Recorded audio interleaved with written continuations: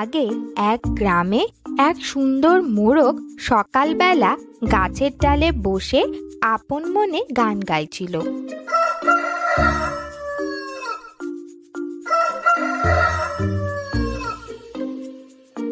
আর তখন সেই গাছের তলা দিয়ে এক চালাক শেয়াল গ্রামের দিকেই যাচ্ছিল।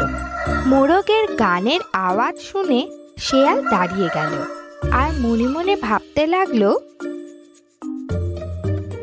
ওহ, আজ এই মোরগটাকে বোকা বানাই, খুব মজা হবে। আর মোরগটা যদি সত্যি সত্যি বোকা হয়ে যায় তাহলে তো আর কথাই নেই, আমাকে আর খাবার খুঁজতে গ্রামে যেতে হবে না, একে মেরেই খেয়ে ফেলবো। এ কথা ভেবে শেয়াল মোরগকে বলল, আরে বন্ধু, কেমন আছো? তোমার সাথে এখানে দেখা হয়ে ভালোই হলো বুঝলে। তোমাকে একটা সুখবর দেই বন্ধু।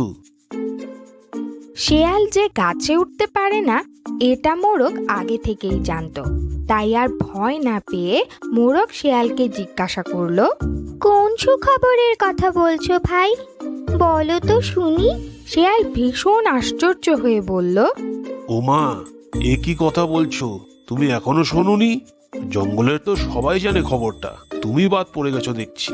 আরে, জঙ্গলের সব পশুরা মিলে প্রতিজ্ঞা করেছে যে আজ থেকে তারা নাকি ঝগড়াঝাটি মারামারি করবে না, সবাই মিলেমিশে থাকবে।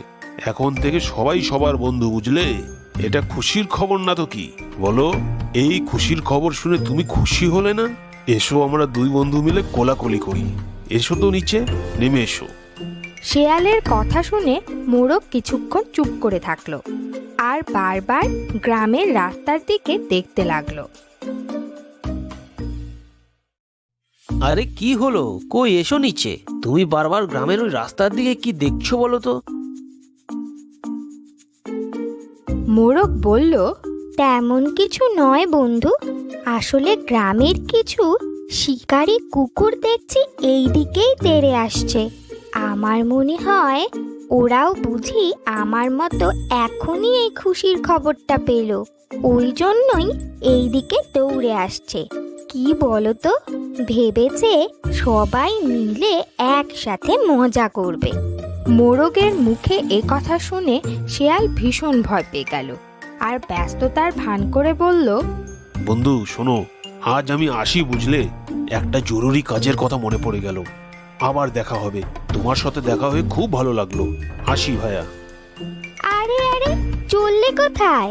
দাঁড়াও দাঁড়াও, শিকারী কুকুরের কথা শুনে ভয় পেয়ে গেলে নাকি?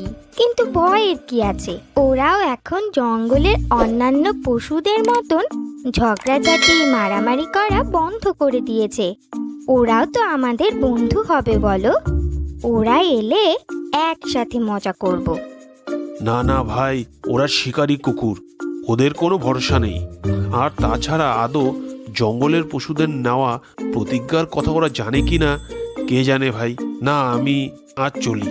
এই বলে শেয়াল এক দৌড়ে সেখান থেকে পালিয়ে গেল আর মোরগ নির্ভয়ে আবার গান গাইতে আরম্ভ করল।